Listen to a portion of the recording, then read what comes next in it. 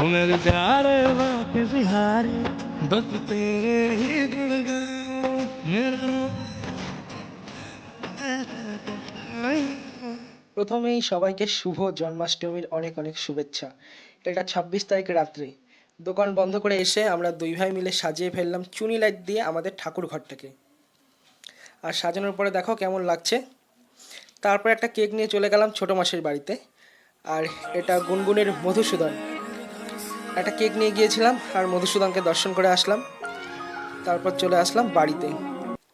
তো বাড়িতে এসে সব কাজ সেরে ফ্রেশ হতে মোটামুটি বেজে গেল 11টা। তারপর আরও টুকটাক কাজ করতে করতে 11:30টার সময় মনে হলো যে ঠাকুরের পিছনে একটা কিছু দিলে আরও সুন্দর লাগবে দেখতে। তাই একটা জামার খাপ আর যে বাড়িতে যা রং ছিল তাই দিয়ে বসে পড়লাম একটু আঁকাআঁকি করতে।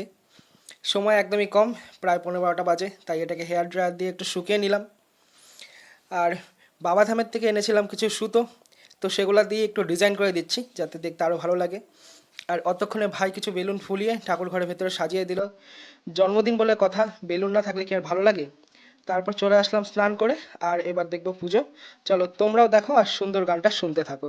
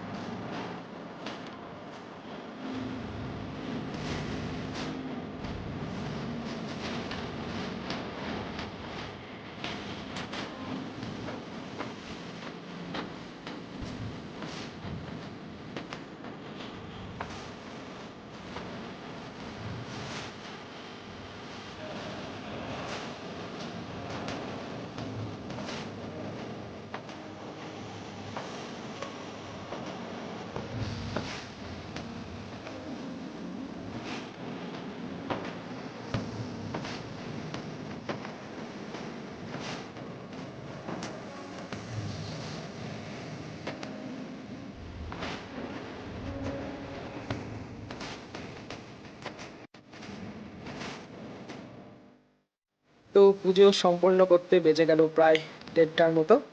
তো পুজোর শেষে এখন আমি খেয়ে নিচ্ছি প্রসাদ, ফার্স্টে খেলাম কেক, তারপর আরও ছিল তালের লুচি, তালের ক্ষীর, তালের বড়া, মিষ্টি, কেক, তালের মালপোয়া, এছাড়া ফল প্রসাদ।